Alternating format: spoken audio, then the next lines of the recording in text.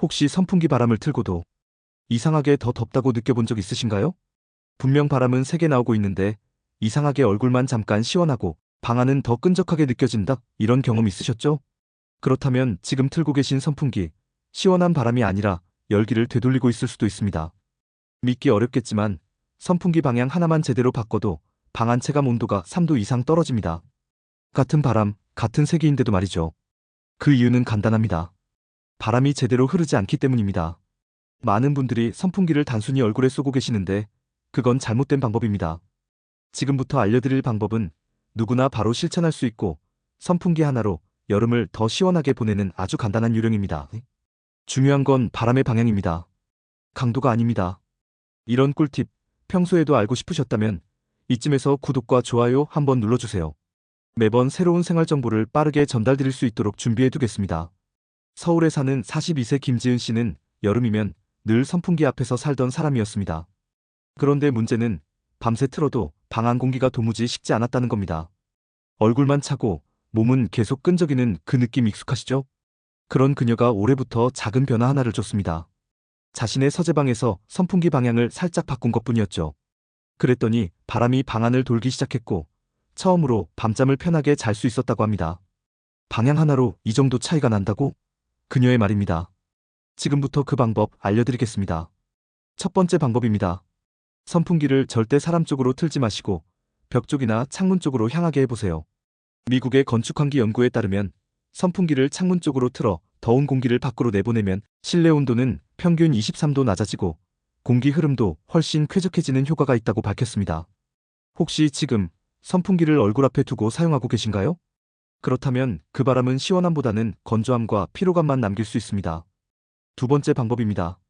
선풍기를 방 안에서 대각선 방향으로 배치해보세요. 국내 모 대학 건축학과 실험팀의 연구에 따르면 선풍기를 방의 모서리에서 대각선 방향으로 틀었을 때 공기가 방 전체를 고르게 순환하며 정면 배치보다 약 1.5배 이상 넓은 면적에 바람이 퍼지는 결과가 나타났습니다. 바람이 방을 사선으로 가로질러 돌면서 벽을 타고 퍼지고 바닥까지 시원해지는 흐름이 생깁니다. 정면으로만 바람을 쏘면 일부 구역만 시원하고 나머지는 더운 공기가 남게 되지만 대각선 순환 방식은 공간 전체를 서서히 식혀줍니다. 혹시 지금 방 한가운데 선풍기를 두고 정면으로 바람을 보내고 계신가요?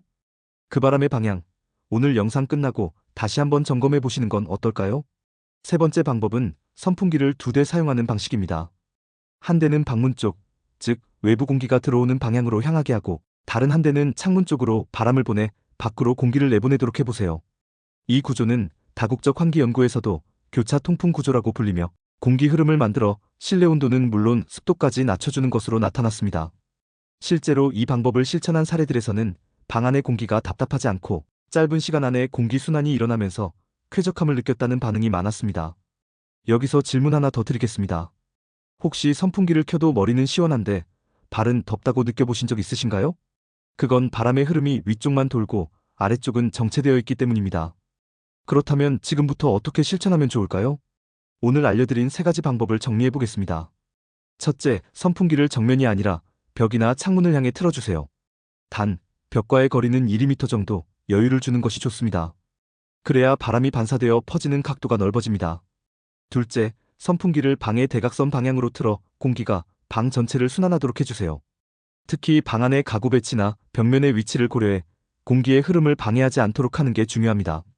셋째, 가능하다면 선풍기를 2대 사용해 하나는 바깥 바람을 끌어들이고 다른 하나는 더운 공기를 밖으로 내보내는 순환 구조를 만들어 보세요. 그렇다면 실제로 이 방법을 썼을 때 어느 정도의 효과 차이가 날까요? 한 생활환경실험센터에서 진행한 비교 실험이 있습니다. 똑같은 크기의 방 2개에 선풍기를 설치하고 하나는 정면으로 사람을 향하게 다른 하나는 벽 방향으로 틀어 30분간 작동시켰습니다. 그 결과 정면 바람을 쏜 방은 온도 변화가 거의 없었지만 벽 방향으로 바람을 순환시킨 방은 실내 평균 기온이 약 9.7도 하강한 것으로 측정됐습니다. 여기에 습도도 5%가량 떨어졌고 벽에 부딪혀 흐르는 바람 덕분에 방 안 전체가 고르게 시원해졌다고 합니다. 선풍기 하나로 이 정도의 차이가 생긴다는 건 단순한 팁 이상의 가치가 있죠. 무엇보다 전기세 부담 없이 얻을 수 있는 시원함이라는 점에서 더욱 유용합니다. 혹시 이런 생각이 드시진 않으셨나요? 우리 집은 작아서 방향 바꿔봐야 의미가 없을 것 같은데. 그럴수록 더 필요한 팁입니다. 좁은 공간일수록 바람의 흐름이 중요합니다. 정면으로 쐬는 바람은 금방 벽에 막혀 반사되고 말지만 대각선 흐름, 교차순환은 공간에 맞게 바람을 퍼뜨려줍니다. 특히 천장이 낮거나 가구가 많은 방에서는 부드럽게 돌게 하는 흐름을 만들어주는 것이 포인트입니다. 선풍기의 위치를 단 1m만 옮겨도 방 안의 체감이 확 달라질 수 있습니다. 그리고 한 가지 더 팁을 드리자면 바람의 높이도 중요합니다. 많은 분들이 선풍기를 바닥에만 두고 사용하지만 선풍기 받침대를 조절하거나 의자, 탁자 위에 올려 바람이 몸통이나 허리 높이 정도를 지나가게 하면 몸 전체가 훨씬 더 균일하게 시원해집니다. 특히 더운 공기는 위로, 차가운 공기는 아래로 가라앉는 성질이 있기 때문에 높낮이를 적절히 조절하는 것만으로도 방 안의 공기 흐름을 한층 더 부드럽게 만들 수 있습니다. 또한 바람의 세기를 무조건 강하게 하는 것보다 약풍이나 중풍으로 오래 틀어두는 것이 몸에 무리를 덜 주면서도 지속적인 시원함을 느낄 수 있습니다. 마치 바람이 흐른다는 느낌으로 공간 전체를 감싸는 것이 중요합니다. 지금까지 말씀드린 선풍기 활용법은 누구나 실천할 수 있는 간단한 방법이지만 그 효과는 생각보다 훨씬 큽니다. 작은 변화가 큰 차이를 만든다는 것, 오늘 꼭 기억해 두시길 바랍니다. 여러분, 우리가 알고 있는 시원함이라는 감각은 단순히 찬 공기를 맞는 것이 아닙니다. 바람이 얼마나 자연스럽게 순환하느냐, 얼마나 몸 전체에 고르게 닿느냐가 핵심입니다. 그리고 그 핵심을 선풍기 하나로 바꿀 수 있습니다.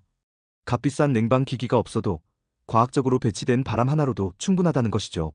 특히 여름철 냉방비가 걱정되는 분들이라면 오늘 소개한 방식만 잘 활용하셔도 에어컨 켜는 횟수를 확 줄일 수 있습니다. 실제로 에너지관리공단 보고서에서도 에어컨보다 선풍기와 자연 환기를 함께 썼을 때 전기료는 최대 30% 이상 절감된다고 분석했습니다. 오늘 영상 어떠셨나요?